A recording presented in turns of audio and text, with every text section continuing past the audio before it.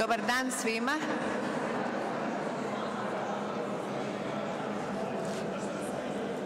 Poštovane dame i gospodo, dragi naši gosti, predstavnici ministarstava, agencija, kreditnih institucija, medija, akademske zajednice i civilnog društva, drage kolegice i kolege, željela bih vam zaželjeti toplu dobrodošlicu u ime Hrvatske narodne banke i Hrvatske agencije za nadzor financijskih usluga na predstavljanju rezultata sveobuhvatnog mjerenja financijske pismenosti u Republici Hrvatskoj, kojeg su pokrenule HNB i HANFA, dok je samo istraživanje provela agencija Ipsos. Na početku jedna mala tehnička napomena, svima su ponuđene slušalice zbog bolje slušnosti u specifičnoj akustici ove prelijepe povijesne dvorane, pa imate ih na raspolaganju ako ćete, vjerujem da ćete s njima i nešto bolje čuti. No, prije nego što se posvetimo samim rezultatima, korisnosti i dosezima ovog istraživanja, dopustite da vas prvo pozdrave domaćini današnjeg skupa. Molila bih zato guvernera Hrvatske narodne banke, Borisa Vujčića, da nam se obrati.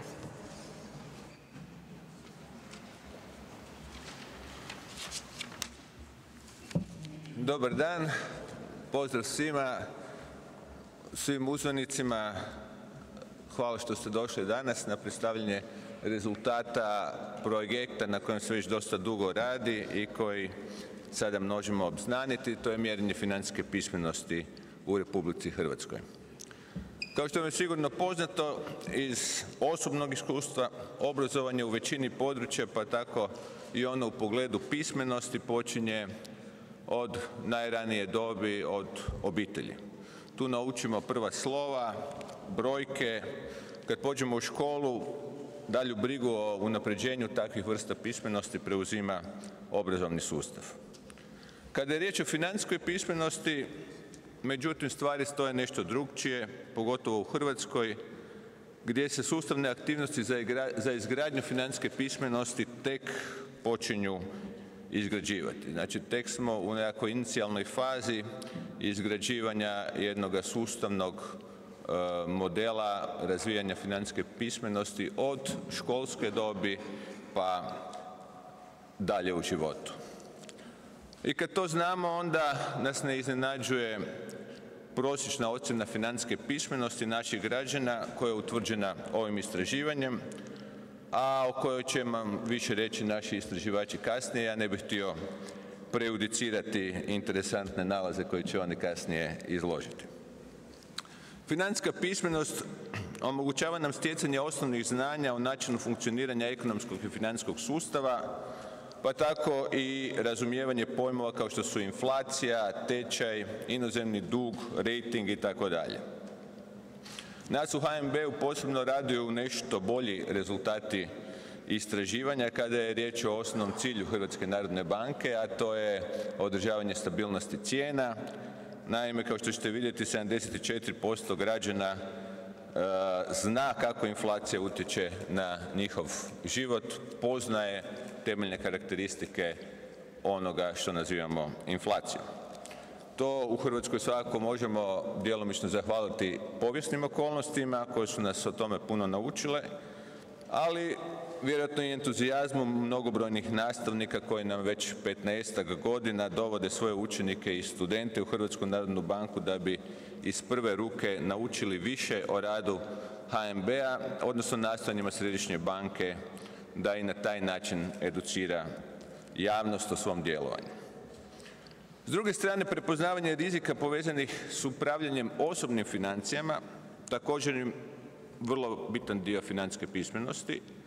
Iako ne spada izravno u neku od HNB-ovih zadaća, i taj aspekt financijske pismenosti važan je za nas u HNB-u jer su kvalitetne financijske prosudbe i odluke pojedinaca povezane i sa stabilnošću sustava u cjelini, koji je jedan od ključnih dijelova mandata Hrvatske narodne banke. Vjerujem da smo ovim istraživanjem dobili vrlo jasnu sliku financijske pismenosti u našoj zemlji i da će njegovi rezultati biti kvalitetno polazište za daljnje zajedničko učenje institucija i civilnog društva o prioritetima ove vrste obrazovanja.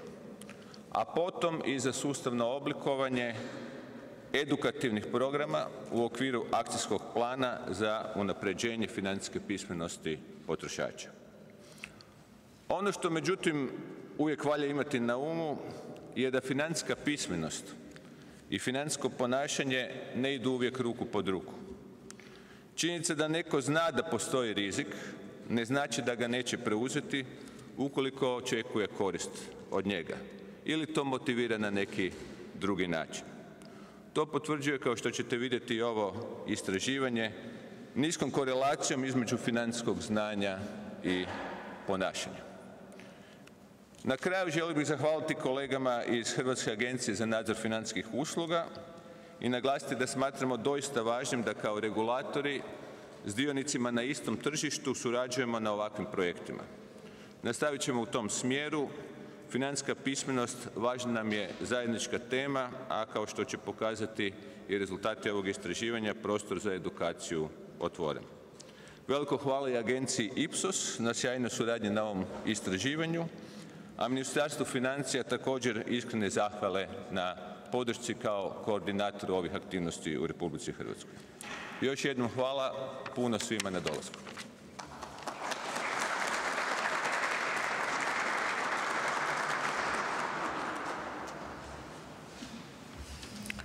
Zahvaljujem guverneru Vujčiću, a s nama je i drugi domaćin današnjeg događaja, predsjednik Upravnog vijeća HANFA-e, gospodin Petar Pjer Matek. Izvolite, gospodine Matek.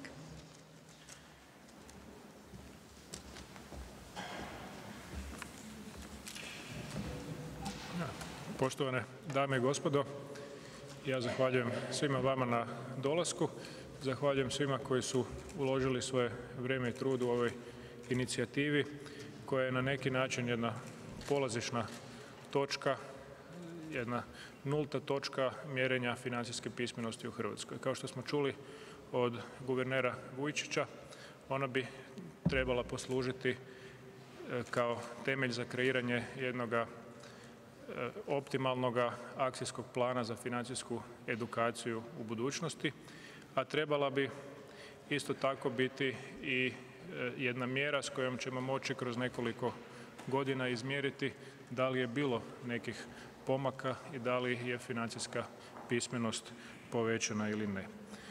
O financijskoj pismenosti se, vidjeli ste, u proteklih nekoliko godina sve više govori. Ono što mene veseli je da se sve više i radi na tome području, ne samo da se govori. Sve su više angažirane i državne institucije i predstavnici civilnog društva i postoje i neke inicijative iz akademskih krugova i neke privatne inicijative. Ovdje istraživanje je, kao što smo čuli, rezultat koordiniranog rada HNB-a, HANFA-e i Ministarstva financija. Biti financijski pismen je danas imperativ. To naravno znači imati neka temeljna znanja koja su potrebna da bismo mogli razumjeti financijske proizvode koji nam se nude i s kojima smo okruženi, ali možda još važnije od toga je ova druga dimenzija, a to je racionalno ponašanje prema novcu i racionalan odnos prema novcu koji se, tu se svi slažu, stječe od najranije dobi. I HANFA i HNB kontinuirano rade na edukaciji javnosti. Neke naše aktivnosti su i popraćene u medijima bile dosta dobro, poput ove nedavne internetske kampanje koja je upozoravala na rizike kompleksnih financijskih proizvoda ili naših edukativnih brošura. Međutim, iza toga je jedan kontinuirani i veliki rad sa srednjim školama, raznim fakultetima, veleučilištima koji nam dolaze u posjetu ili gdje mi držimo mnogobrojna predavanja. Svakako ćemo i dalje raditi na tome području jer je ono od velike važnosti u jednom širem društvenom kontekstu. Evo, zahvaljujem svima koji su sudjelovali iz agencije Ipsos, svima vama koji ste došli i prepuštam sada pozornicu ljudima koji će vam u detalje objasniti i prikazati rezultate ovog istraživanja. Hvala lijepo.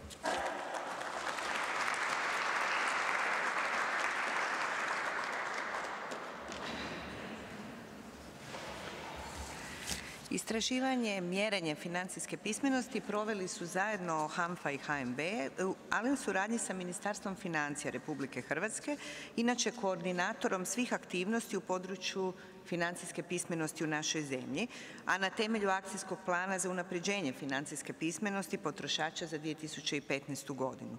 I stoga je s nama danas i Ivana Ravlić-Ivanović, načelnica sektora za financijski sustav u Ministarstvu financija RH. Gospođo Ravlić-Ivanović, izvolite. Svima, evo sve vas lijepo pozdravljam u ime Ministarstva financija.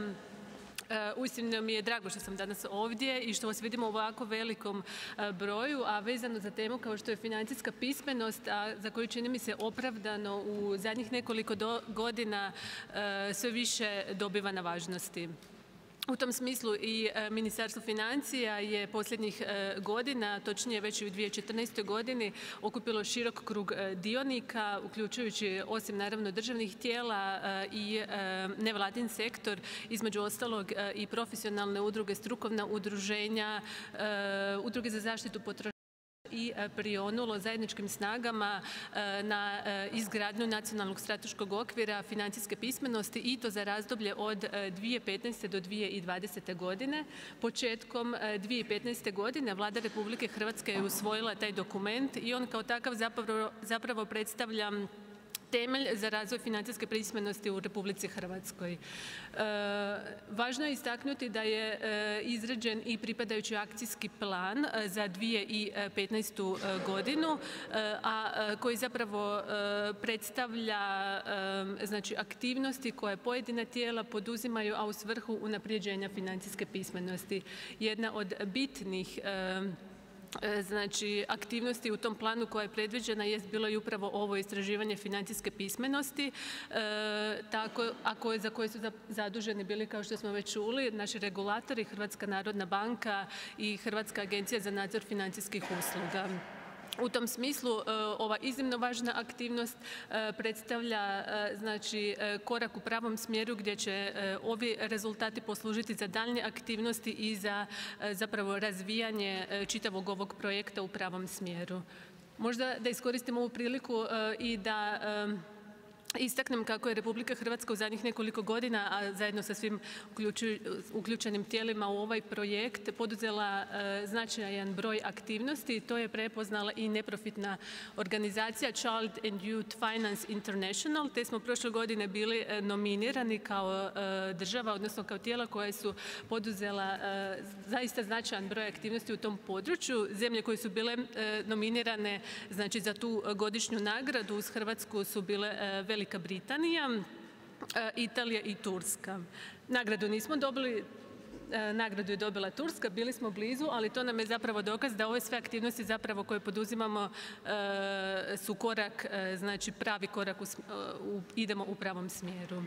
Ono što bih još možda istaknula jest i da zaista željno iščekujemo ove rezultate koji će danas biti predstavljeni, a posebice i analizu tih rezultata. Naime, i pri Ministarstvu financija djeluje operativna radna skupina koja je zapravo zadužena za financijsku pismenost i za sve mjere i aktivnosti i vidimo ovdje danas brojne predstavnike koji su uključeni u rad radne skupine i uistinu mi je drago da je velika većina došla. I zapravo jedan od sljedećih koraka će biti znači, zajedničkim snagama analizirati ove rezultate koji će danas biti predstavljeni i aktivnosti, odnosno mjere usmjeriti u, znači, prema nekakvim najranjivijim skupinama, a na neki način u svrhu poboljšanja, povećanja te financijske pismenosti. Evo, zahvaljujem.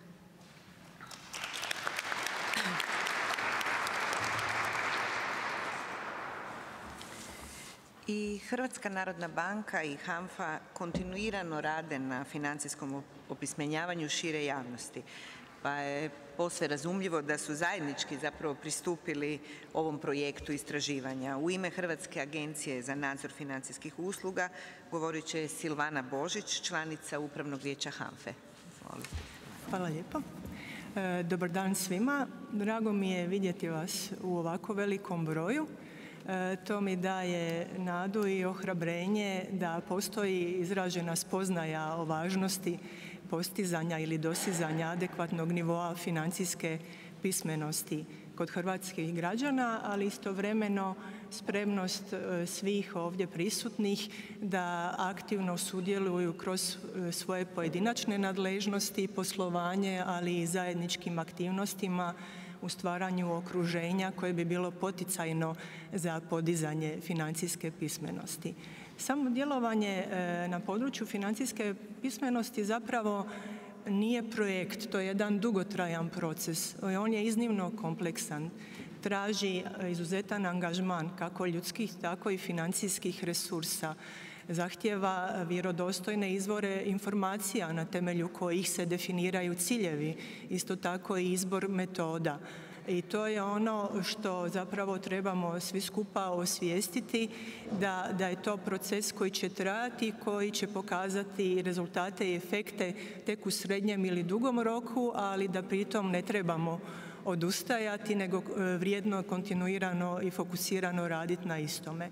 Što se tiče HANFA-e, s obzirom da je kolegica Ravlić dala okvir vezano uz sam nacionalni strateški okvir financijskog opismenjavanja, osvrnula bih se na naše aktivnosti u kojima smo tijekom promišljanja kako zapravo dotaknuti ciljanu publiku, naše korisnike financijskih usluga, promišljali koji bi to bili kanali i mediji koji bi efikasno došli do njih. Pri tome smo i analizirali različite i svjetske trendove i angažmane drugih regulatora i OECD-ove analize.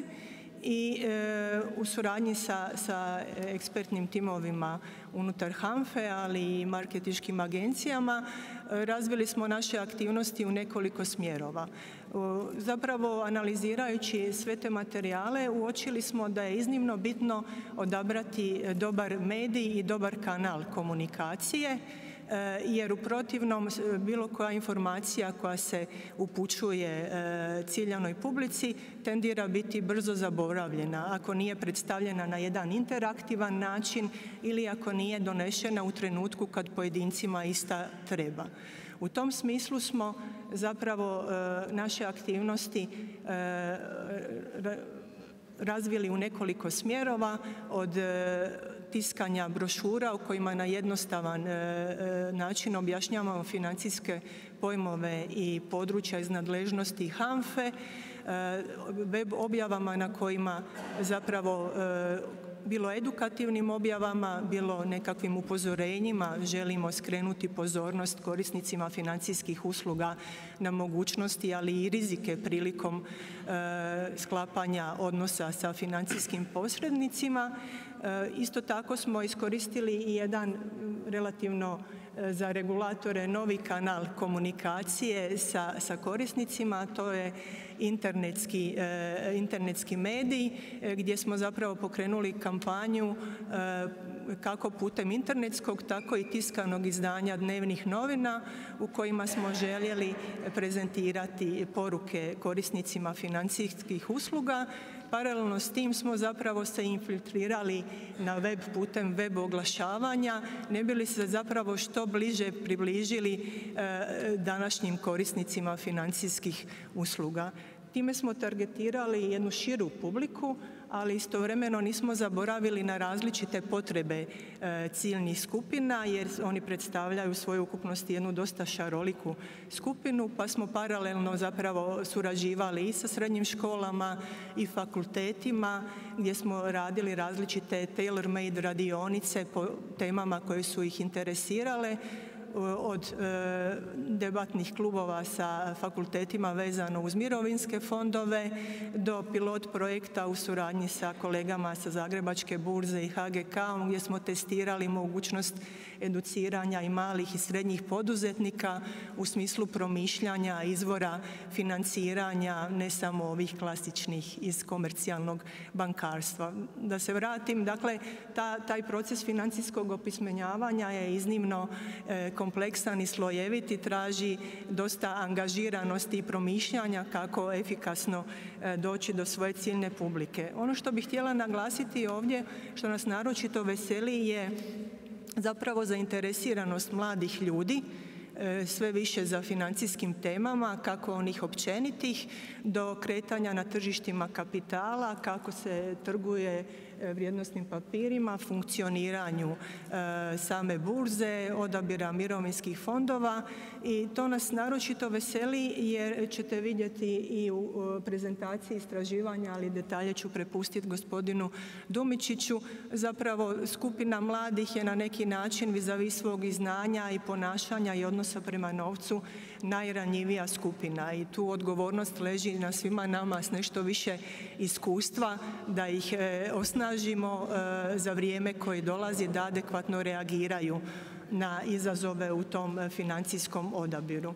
U tom smislu će i HANFA nastaviti i dalje sa svojim projektima kako za širu publiku, ali i s naglaskom na mlade ljude, pošto je očekivano pred njima puno duži životni i poslovni vijek u kojem periodu će se zasigurno susretati sa brojnim financijskim potrebama i mogućnostima za koje će trebati dorasti, znati procijeniti koji proizvod i usluga je za njih adekvatna u određeno vrijeme, a posebno imajući u vidu zapravo rastuću kompleksnost financijskih proizvoda i usluga, bilo da se nude pojedinačno ili u nekakvom paketiranom obliku, jer danas svjedočimo da se nude različite kombinacije štedno-ulagačkih proizvoda, kombinacija depozita, izvedenica, fondova sa osiguranjima i sve skupa dodatno stvar zapravo čini kompliciranom ili izazovnom je činjenica da se sve više financijskih usluga i proizvoda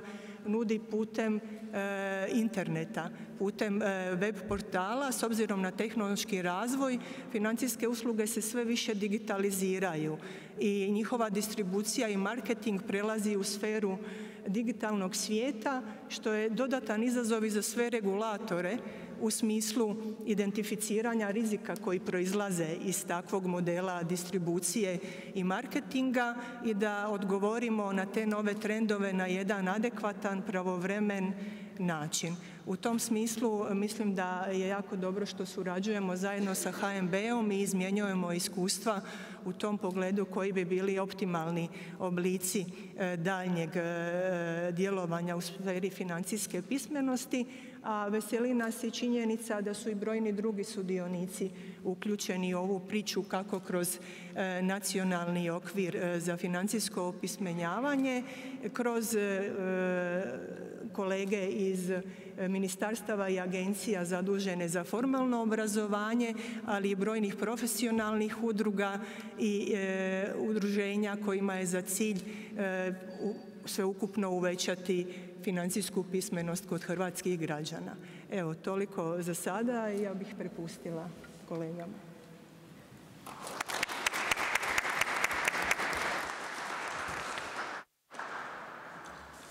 Financijsko znanje jedan je od osnovnih sastavnica financijske pismenosti, a upravo njegovi elementi velikim dijelom pripadaju i mandatu HNB-a.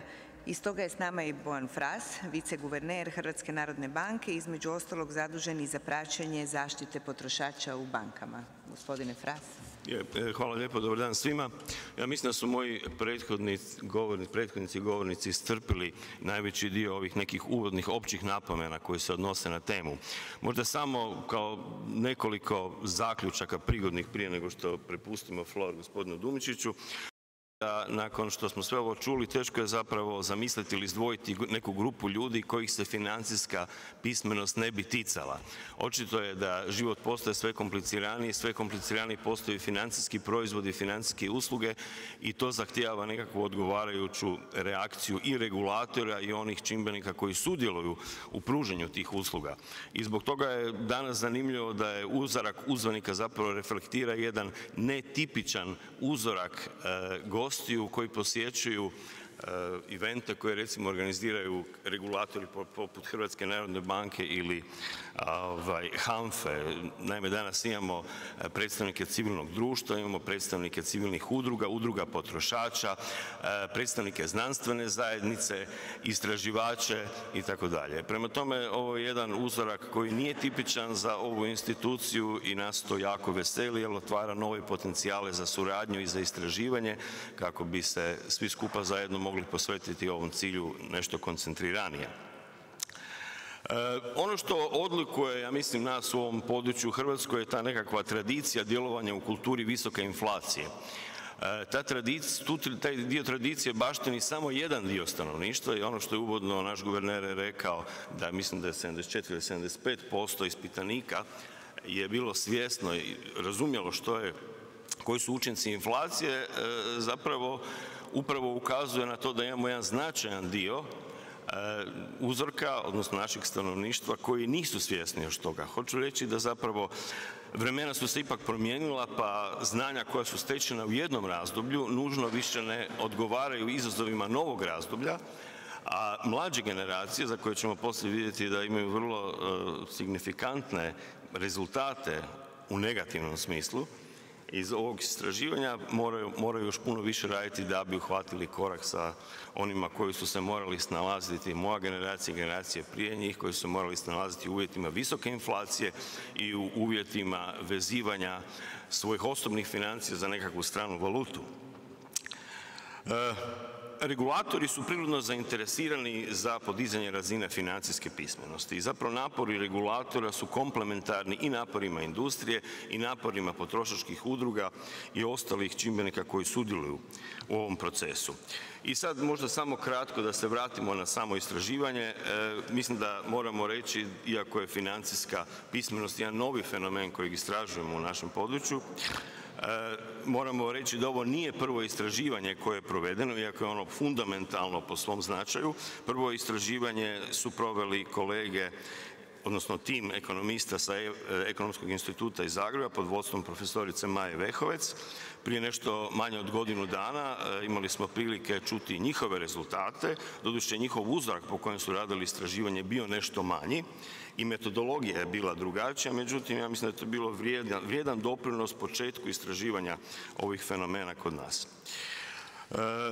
Na kraju nešto još o aktivnostima Hrvatske narodne banke u vezi sa financijskim opismenjavanjem, podizanjem razina financijske pismenosti. Ja moram reći da sam jako zadovoljan što je ta neka institucionalna intuicija bila pravilna, bila dobra. Kad kažem institucionalna intuicija, to hoću reći da i bez rezultata ovog istraživanja aktivnosti koje je HNB do sada provodila u smjeru financijske edukacije su bile zapravo jako dobro usmjerene, bile su pretežno usmjerene na osobe mlađe životne dobi, odnosno na polaznike zadnjih razreda srednjih škola i na mlađe osobe. Zašto je to bitno? Vidjet ćete iz ovog istraživanja, zbog toga što su nekako najdeficijentniji rezultati upravo u toj skupini, u tom uzorku.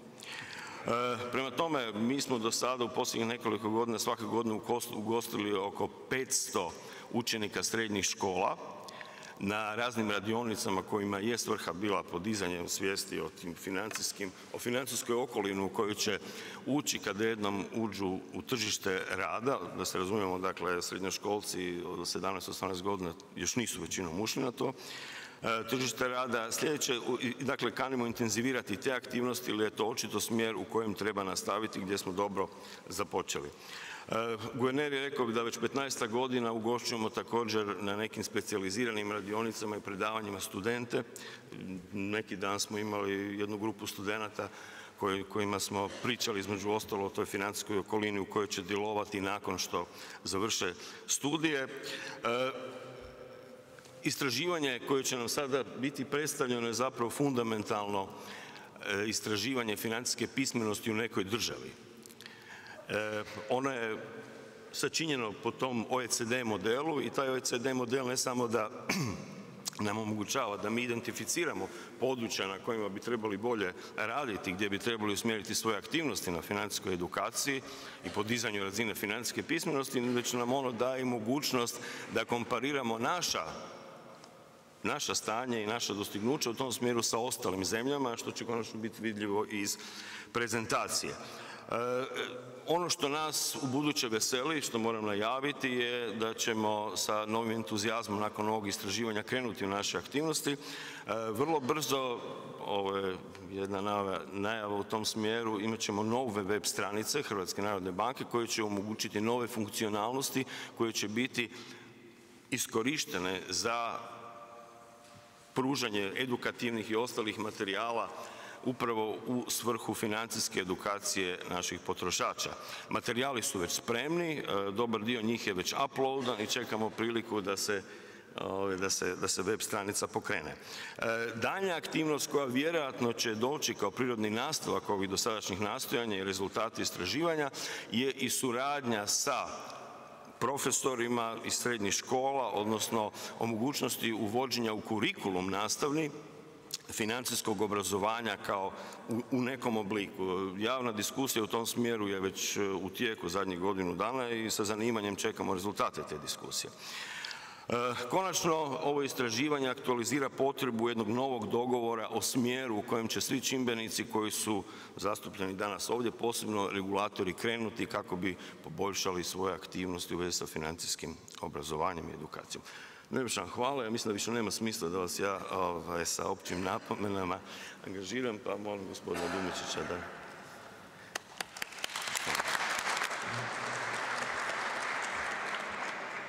I evo, stigli smo do samog istraživanja koje je provedeno metodom lice u lice, licem u lice na ispitanicima od 18 do 79 godina na više od 1000 ispitanika. Ja bih molila gospodina Srđana Dumičića, direktora agencije Ipsos, da nam predstavi rezultate istraživanja.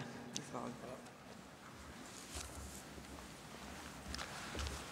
Evo, prvo bih pozdravio sve prisutne, zahvalio bih se organizatorima, brojnim organizatorima na prilici da sudjelujemo na provođenju i prezentaciji ovako lijepog istraživanja i svakako bih se zahvalio našem Ipsos timu koji je radio na pripremi i istraživanja i ove prezentacije, to su Tanja, Gordan i Luka, oni su isto ovdje s nama, pa ako ima nekakvih dodatnih pitanja oni će pomoći u odgovaranju. Sada bi ja prešao na prikaz rezultata istraživanja. U prezentaciji ću prvo par riječi reći o metodologiji, onda o financijskoj pismenosti i njenim sastavcima i onda o nekim dodatnim aspektima financijskog ponašanja građana u Hrvatskoj. Osnovni podaci o metodologiji već je gospođa Alenka spomenula da je to bilo istraživanje osnovnim anketiranjima u kućanstvu. Populacija koja je anketirana bila od 18 do 79 godina, to je dosta važno znati kad se gledaju rezultati. Uzorak je bio oko 1000 ispitanika i uzorak je bio ono što se kaže nacionalno reprezentativan, što znači da po svim osnovnim sociodemografskim pokazateljima odgovara po općoj populaciji građana Hrvatske. I naravno ciljevi istraživanja smo više puta spomenuli, to je istraživanje financijske pismenosti, njenih sastavnica i naravno nekih još aspekata financijskog ponašanja građana Hrvatske. Šta znači da je uzorak nacionalno reprezentativan? To znači da po osnovnim sociodemografskim karakteristikama, spol, dob, regija, visina prihoda, veličina naselja, odgovara približno strukturi stanovništva Hrvatske. Naravno, pri realizaciji uzorka uvijek se pojavi neki problemi. Kad se pojave manja odstupanja, sistemom pondera se oni usklađuju sa općom populacijom, tako da su dobiveni rezultati, ono što se kaže, reprezentativni i valjani za populaciju cijele Hrvatske. I sad polazimo sa osnovnom temom, to je financijska pismenost u Hrvatskoj. U ovom istraživanju već je spomenuto više puta da je istraživanje rađeno prema metodologiji OECD-a. Neka opća definicija financijske pismenosti, možemo reći da je to kombinacija informiranosti, znanja, vještina, stavova ponašanja potrebnih za donošenje financijskih odluka. Što je ta pismenost veća, očekuje se da će odluke biti kvalitetnije za onog koji ih donosi. Prema OECD metodologiji Dobro, vidi se malo. Financijska pismenost je jedan kompozitni indeks od 3 sastavnice. Prva je financijsko znanje, ona utječe sa 33% na konačni rezultat financijske pismenosti, druga je financijsko ponašanje koja najviše utječe, 43%, i treće je odnos prema trošenju novca.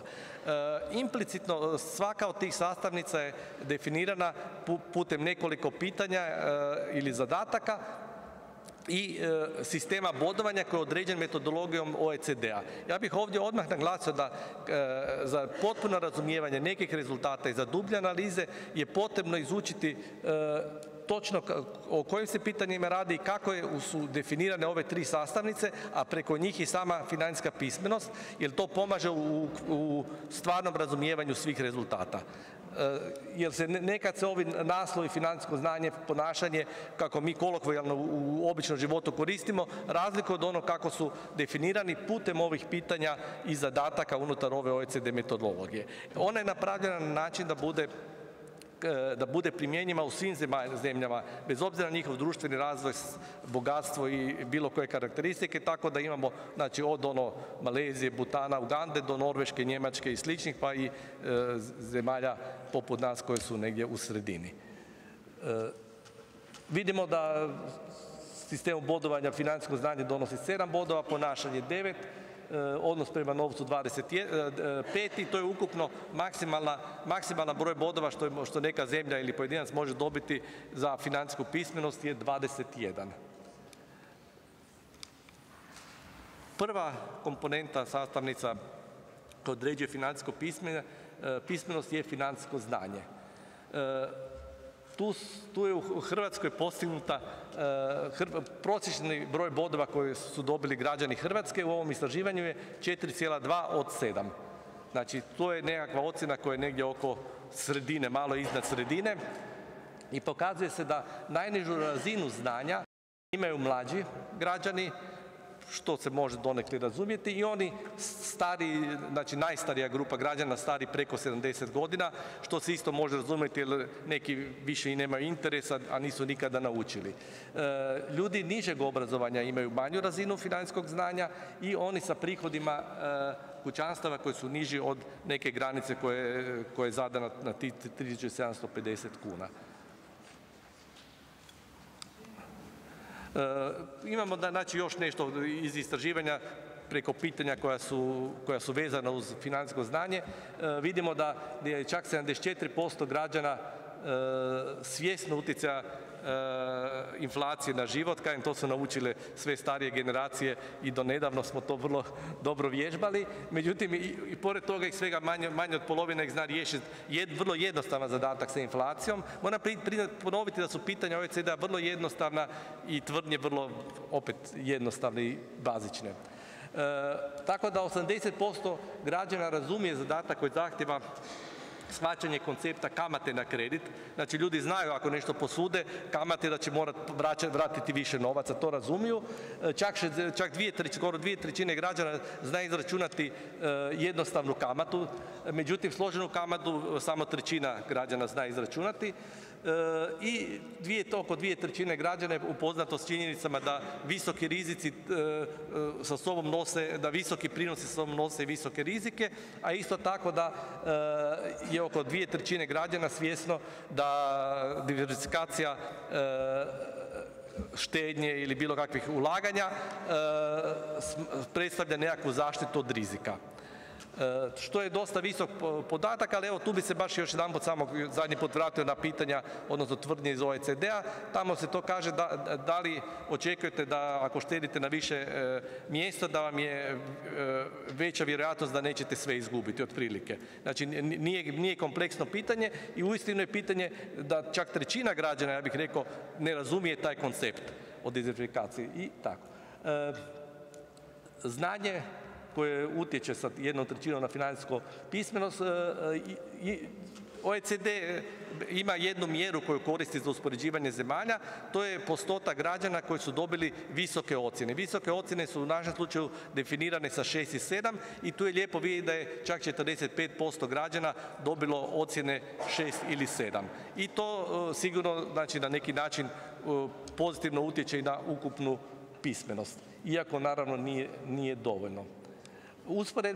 Međunarodna usporedba pokazuje da smo smješteni negdje u početku zadnje trećine ili tako negdje, između Poljske i Albanije. Mislim da ne možemo biti trenutno zadovoljni sa tom pozicijom, ali zato postoji mjesto za napredak. Ovo je jedino mjesto gdje se naša metodologija razlikovala od metodologije kako su rađene ostale zemlje. Do 2012. godine je bilo 8 bodova za pismenost, ali su izbacili jedno pitanje jer nije bilo diskriminativno. Gotovo svi su odgovorili pozitivno. Tako da smo mi to malo morali prilagoditi da bi mogli izvesti ovo uspoređenje. Znači i OECD ovaj instrument mjerenja usavršava kontinuirano i unapređuje. Druga sastavnica koja najviše doprinosi ocjeni financijske pismenosti je financijsko ponašanje. Tu smo dobili ukupno broj bodova 4,6 od 9 mogućih. Tu vidimo da smo praktički na pola, neznatno iznad pola i vidi se da najnižu razinu financijskog ponašanja pokazuju mlađi, oba dvije skupine mlađih, što je recimo, donekle očekivanje može se možda donekle pravdati i razumjeti, ljudi opet nižeg obrazovanja i ljudi sa nižim prihodima. A najvišu razinu kvalitete financijskog ponašanja imaju ljudi u Zagrebačkoj regiji i u velikim gradovima, znači s više od 100.000 stanovnika. To su 3 grada u Hrvatskoj. Sad tu ima zanimljivih, znači financijsko ponašanje isto definirano sa nizom pitanja koje je OECD prepisao i vidi se da oko 2/3, blizu između 4/5 i 2/3 građana pažljivo razmišlja prije svake kupovine, račune plaća na vrijeme, pažljivo vodi računa o financijama, ima nešto što se kaže kućni budžet, znači na početku mjeseca rasporedi novce da ih troši na nekakav racionalan način, tako da možemo reći da gotovo 2/3 građana čini određene napore da kvalitetno vodi svoj kućni budžet u granicama u kojima ima. Nažalost, manje od pola ih postavlja dugoročne ciljeve, iz ovog istraživanja se ne vidi zašto, ali vjerojatno je i loša financijska situacija razlog da više njih to ne radi. Sad dolaze dva pitanja koja ukazuju na potrebe nekakve reakcije, odnosno na veći oprez, jer samo 16% ispitanika pokušava donijeti svoje financijske odluke temeljem raspitivanja iz više izvora. Znači ulože jedan ozbiljniji trud da donesu odluku, to je vrlo mali postotak. I ono što recimo, bez obzira na trud 2/3 građana, očito se 1/5, znači svaki 5. građanin se u posljednjih godinu dana našao u situaciji da ne može pokriti redovne troškove, nego su to riješili nekom vrstom posudbe, kredita ili tako nečim sličnim. I ono što je zanimljivo i otežava posao svih sudionika ove diskusije u unapređenju financijske pismenosti, da je korelacija između financijskog znanja i financijskog ponašanja relativno niska ili možemo reći vrlo niska. Svi bi se veselili da je barem preko 5-6, ali nije. Nije niti u nekim drugim zemljama u svijetu i kad se o tome razmišlja, naravno u ovom istraživanju nije bilo analize zašto je ta korelacija niska, međutim, vrlo se lako, ja mislim da se svako od vas može sjetiti vrlo obrazovnih ljudi koji su uzeli, da tako kažem, kredit u švicarcima iznad svojih mogućnosti iz raznih ponuda. Mislim da su i u svim vladama i ministri vezani uz financije i gospodarstvo, da je bilo i njih, da sigurno i ovdje ima dosta ljudi koji sigurno sve znaju o tome, ali ipak su to radili. Tako da mislim da ta povezanost, da ta korelacija je mala, ali da je to dosta realno stanje. Nedavno sam, da ispričam i pročitao anegdotu iz autobiografije Nikole Tesle, kada je došao u Pariz već kao poznati inženjer sa jako dobrom plaćom, kad ga je direktor pitao nakon par mjeseci kako se snalazi, kaže super, sve je predivno, jedino mi je zadnjih 29 dana u mjesecu najteže. Isto čovjek prvi dan bi sve potrošio, tako da, a sigurno je poznavao riješio bi sve ove zadatke za 21 bod, tako da očito postoji još nešto što utječe na ponašanje osim znanja. Znanje je važno, na njemu se može i mora raditi, ali očito to nije dovoljno da bi imali ponašanje koje će osigurati i stabilnost domaćinstava, time onda i cijele zemlje. I vidimo da smo se s ponašanjem smjestili niže na ovoj usporedbi sa svijetom i da su tu začeti, iako su ove neke zemlje, Češka i Mađarska, u znanju bile ispred nas, ovdje smo nekako u grupi s njima. Ponašanje, dobro, Njemaca je na vrhu, možda je Poljska malo iznenađenija, ali tako nekako ispada te sjeverne zemlje su malo sklonije racionalnijem ponašanju od ovih južnih. I sad odnos prema novcu, odnosno prema štednji i potrošnji, to je dio koji također naravno utječe na ukupnu pismenost. On je u metodologiju OECD-a zasnovan na samo ove tri tvrdnje, slaganja, odnosno razini slaganja, neslaganja sa ove tri tvrdnje, i Hrvatska je tu, znači građani Hrvatske su u prosjeku dobili 3 od 5 mogućih bodova, što je, rezultat u rangu, ja bih rekao u rangu znanja, a nešto bolji nego ponašanja. Kad se vide ove tvrdnje, one su dosta izričite, znači pitanje da li se živi se za danas ne misleći na sutra, čak 30% građana se slaže s tim stavom, 28% građana preferira trošiti novac danas nego dugoročno štediti, a svaki drugi smatra da je novac tu da bi se trošio. Što je u biti, možda bi trebalo i više ljudi to smatrati, ali znači to je onako nekako dominantno. I zanimljivo je da nema nekih statističkih značajnih razlika između stanovnika Hrvatske po tom odnosu prema štednji i potrošnji. Jedino da su najmanje odgovoran odnos prema novcu imaju najmlađi. Vjerojatno ima niz vrlo jednostavnih razloga što se svak može objasniti zašto je tome tako. Ali tu smo se smjestili možda u usporedbi s drugim zemljama nekako najviše, znači ta nam pozicija nije tako loša. Možda su na to utjecali i razna krizna razdoblja koje smo prošli, pa su ljudi shvatili da ne mogu trošiti više baš nego što mogu, pa smo se možda malo približili ostalim zemljama u tim pokazateljima. I sada nakon što smo prošli kroz sve tri sastavnice financijske pismenosti, došli smo do samog glavne teme i glavnog slajda ove prezentacije na kojima se vidi da smo dobili prosječnu ocjenu 11,7 od 21 za razinu pismenosti u Hrvatskoj. Nažalost, u OECD materijalima koji su nam bili raspoloživi, bilo na internetu, ovdje nismo našli prosjeke po drugim zemljama, pa nemamo usporedbu s njima, ali potrudit ćemo se vjerojatno s drugima da nekako saznamo bar za neke zemlje. I opet se ponavlja ono da najnižu razinu financijske pismenosti imaju mlađi od 19 godina, s tim što to naravno ukazuje gdje treba raditi. Ali postoji još nešto što je malo manje u ovom istraživano,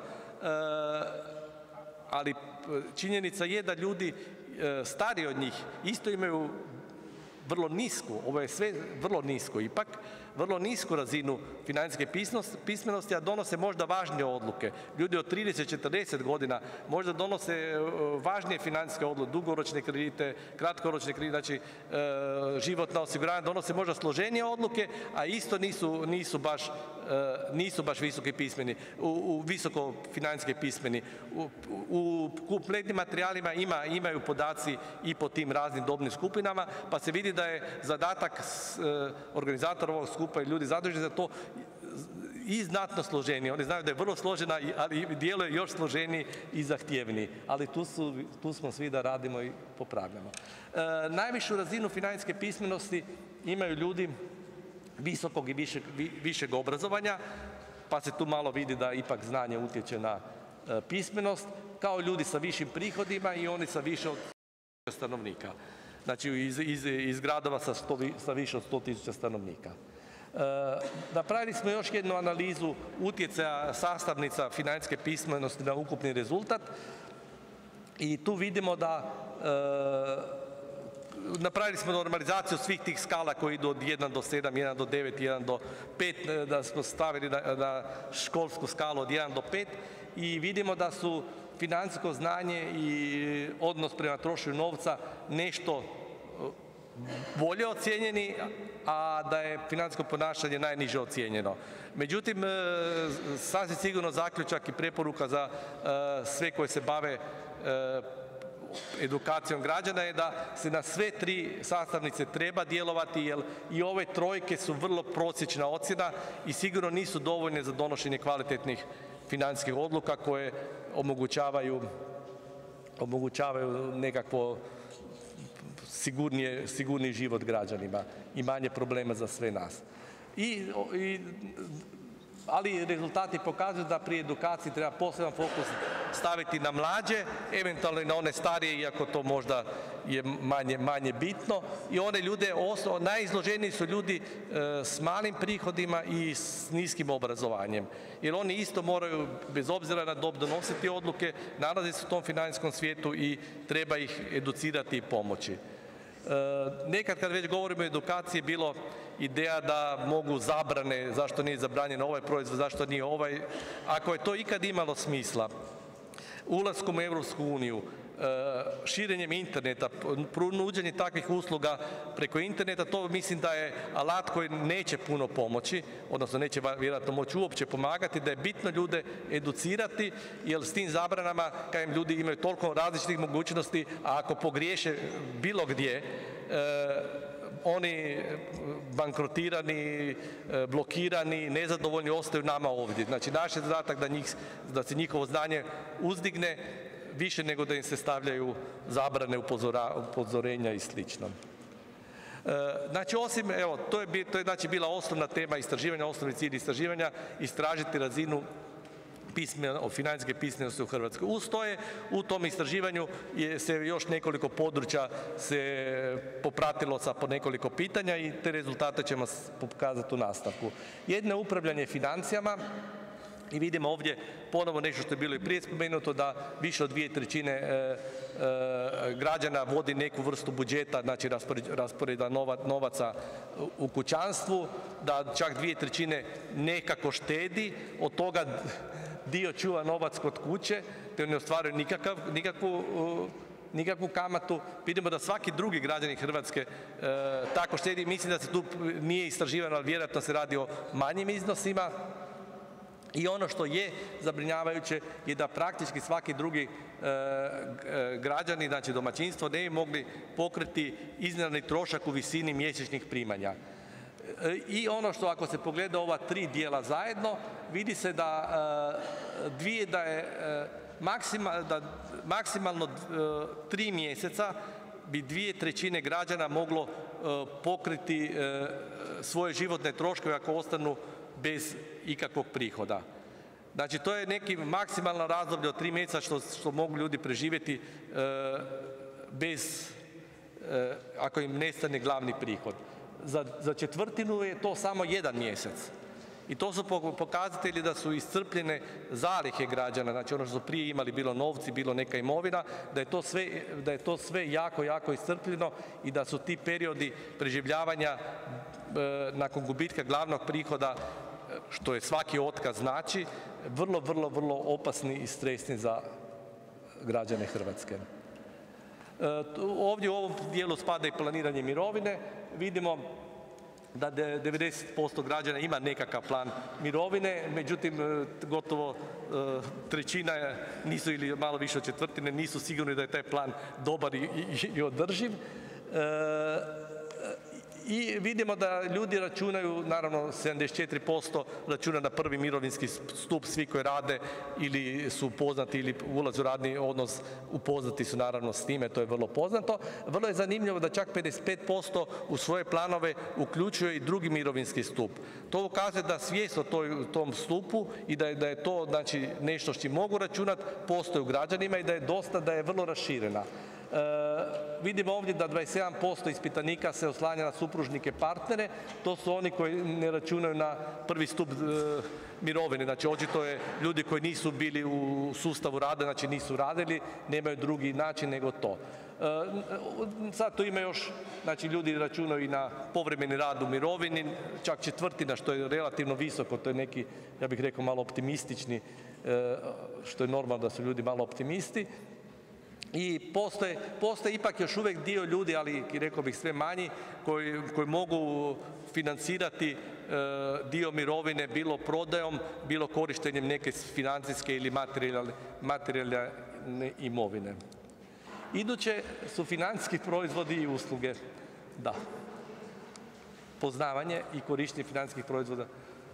Svega 9% građana ne koristi niti jedan financijski proizvod, a samo 1% nije upoznato niti s jednim. Znači to znači da je uistinu poznavanje i korištenje financijskih proizvoda vrlo rašireno i pri tome se kao 62% građana raspituje podrobno prije ugovaranja financijskih usluga, ali 14% od njih to čini bez razmatranja drugih mogućnosti. Znači izabere jednog pa se malo raspituje pa se odluči i tako je. Ono što je zanimljivo za banke, osiguravajuća društva i slične koji imaju retail poslovanje sa građanima, da svaki drugi građanin, da svakog drugog građana bitno utječe informacija i utjecaj znači onog čovjeka u poslovnici. Svega 13% ne koristi žiro ili tekući račun niti u jednoj banci, to su ljudi koji nisu u radnom odnosu, niti su radno aktivni. Poznavanje financijskih proizvoda raste naravno sa razinom obrazovanja i sa mjesečnim primanjima. Bila je i tema strategije financijskog preživljavanja, to je korišteni su termini kako se ljudi snalaze kad treba spojiti kraj s krajem mjeseca. Pa imamo i tu nekoliko pitanja, nekoliko zanimljivih rezultata. Čak 1/3 građana je imalo problema s pokrivanjem životnih troškova tokom zadnjih 12 mjeseci. To je vrlo visok postotak po mom mišljenju i on ukazuje na složenost situacije u Hrvatskoj. Od ukupnog broja 20% ih je pribjeglo, u tim trenucima je pribjeglo smanjivanju potrošnje i odricanjima kako bi uspjeli ipak se protegnuti od kraja do kraja mjeseca.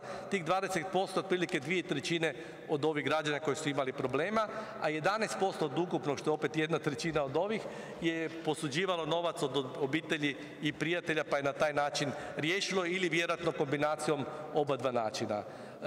Vrlo mali postotak je u tom slučaju diglo kratkoročni ili gotovinski kredit od ispitanika. Tako da i ovdje se vidi sad nešto i ono u vezi ponašanja građana, dozvoljeni minus znači za pokrivanje troškova iznenadnih ili za koje ne mogu redovnim prihodima pokriti, dozvoljeni minus na tekućem računu se koristi koji je prilično skup, kasni se s plaćanjem računa, ali to je relativno malo ljudi. Korištenje kreditne kartice, ne znam da li još uvijek ljudi vjeruju da s jednom kreditnom karticom mogu plaćati račune druge, ali izgleda. Korištenje nedozvoljenog minusa, što je još neugodnije, i podizanje kredita. Znači vidimo da ove pokrivanje životnih troškova su ljudi u određenoj nevolji, znači nemogućnosti, imaju razne strategije. I sad imamo ponovo stavovi, to je bila ponovo druga komponenta unutar tog istraživanja OECD-ovog, malo više o stavima prema štednji i potrošnji. Tu je bilo svega par pitanja i vidimo da 63% građana pažljivo računa o svim svojim financijskim poslovima i to je otprilike jednak postotak ljudi koji imaju ono što se zove kućni budžet, to je rasporede, da tako kažem, na početku mjeseca ili kada im dođu primanja svoje osnovne grupe troškova i paze da ih pokriju.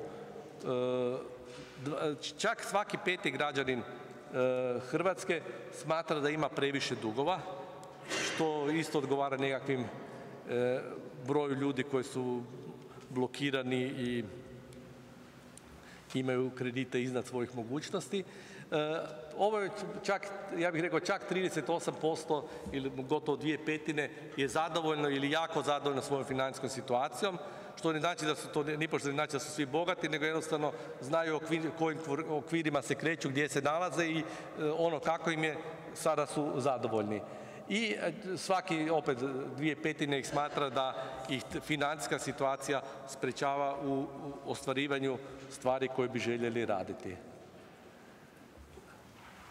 Ovdje je bilo, uz stavove o štednji i potrošnji, bilo i niz tvrdnji, gdje je jedan bio da se potpuno slaže s tom tvrdnjom, 3 da se uopće ne slaže i vidimo da su ljudi se u vrlo visokoj mjeri slagali sa tvrdnjama koje ukazuju na nekakvo odgovorni stav prema potrošnji, štednji i slično. Ovdje vidimo da je na pola to novac postoji da bi se trošio, zato je 50% i vidimo da naravno ovdje ima previše dugova i relativno mali broj ljudi se slagao, ali ipak ih ima valjda oko 1/5, da radije troše dugoročno nego da dugoročno štede i da žive za danas, a sutra što bude.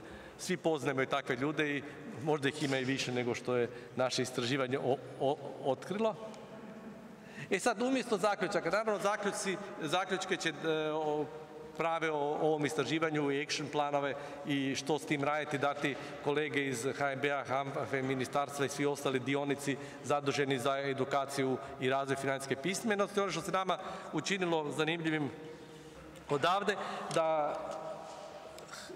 po nekoliko nezavisnih pitanja ili grupa pitanja pokazuje da su Hrvati ipak općenito odgovor narod nesklon rizicima. Gotovo blizu malo manje od 2/3 ih vodi kućni budžet, plaća račune na vrijeme, ne troši unaprijed i slično.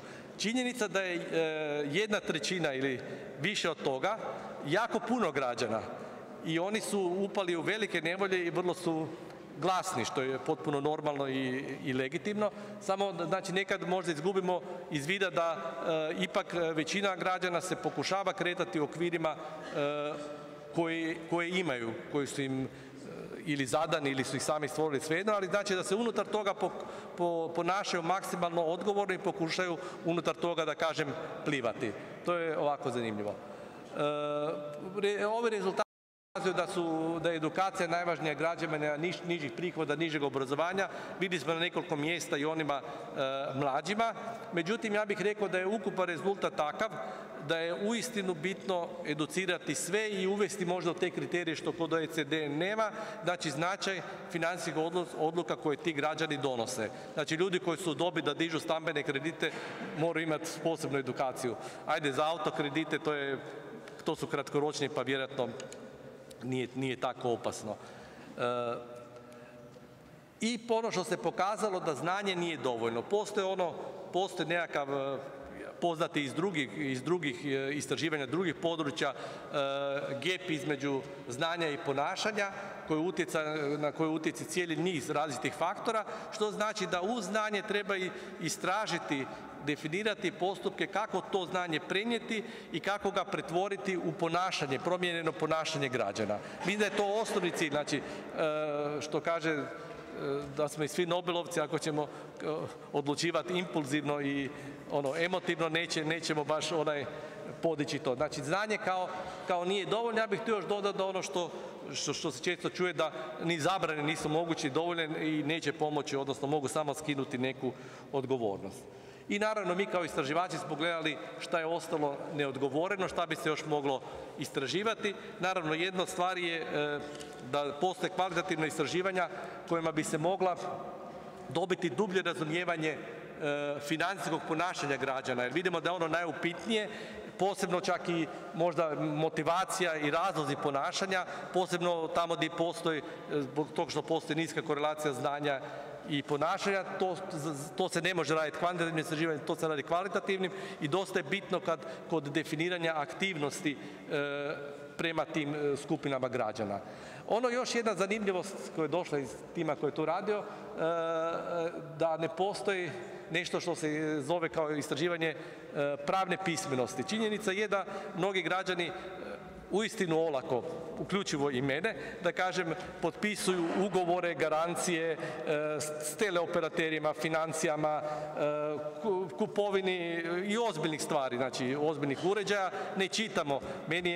Davno sam čuo primjedbu, kao mi kad kupimo neki uređaj, otvorimo, vidimo upute, uzmemo upute, bacimo i uključujemo uređaj. Niko ne čita. Znači, to je neki problem, a i ako čita, često ne razumije. Znači, možda neka bazična, odnosno ili upozoravanje je nešto što bi možda trebalo na tom poraditi. I pošto smo shvatili da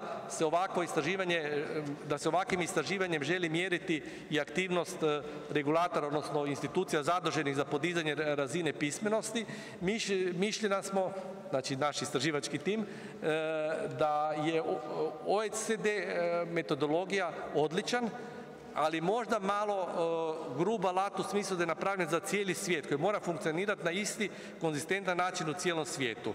Svaka zemlja ima određene probleme, određene točke koje su bitnije, koje se moraju jače da kažem, napasti i u kraćim razdobljima se rezultati moraju vidjeti. Zato je tu prijedlog, znači, stavljen za moguće istraživanja, da se definiraju, razviju mjerni instrumenti, što nije jednostavno, ali je naravno moguće. Mjerni instrumenti koji bi u Hrvatskoj malo preciznije ili usmjerenije mjerilo neke elemente financijske pismenosti koji možda nisu obuhvaćeni OECD-ovom modelom, koji mora biti takav da funkcionira i odličan je za cijeli svijet.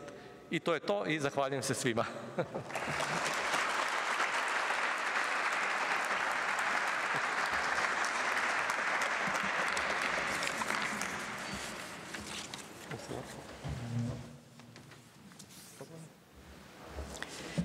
Još jednom hvala gospodinu Dumičiću, a sada je vrijeme za vaša pitanja na koje može odgovoriti gospodin Dumičić ili Ipsosov tim ili kolege iz HNB-a, HANFA-e i Ministarstva financija, naravno ovisno o sadržaju pitanja.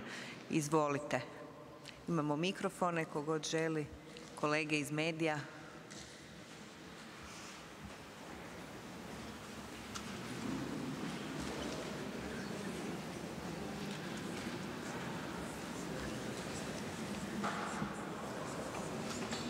Ukoliko nema pitanja, ja bih vam još jednom svima iskreno zahvalila na dolasku u ime domaćina HNB-a i HANFA-e i pozivam vas na neformalno druženje ovdje ispred dvorane i u dvorani da dalje diskutiramo o ovoj temi. Hvala vam lijepo.